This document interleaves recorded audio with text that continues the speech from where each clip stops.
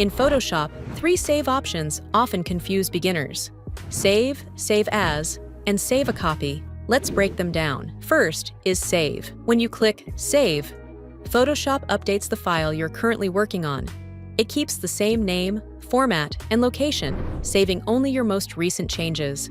This is the option you will use most often while editing. Think of Save as a way to update your current work. Next is Save As. Select Save As to create a new version of your file. This option allows you to change the file name, select a different format, or save the file in a new location. After you click Save, the new file will become the active document you are working on. This feature is particularly useful when you want to maintain multiple versions, such as a final edit and a backup. Finally, Save a Copy. This option creates a duplicate of your file while keeping your original document unchanged and open. It's often used to save formats like JPEG or PNG for sharing or uploading. Your working file remains editable, with all layers preserved. Here's an easy way to remember the differences.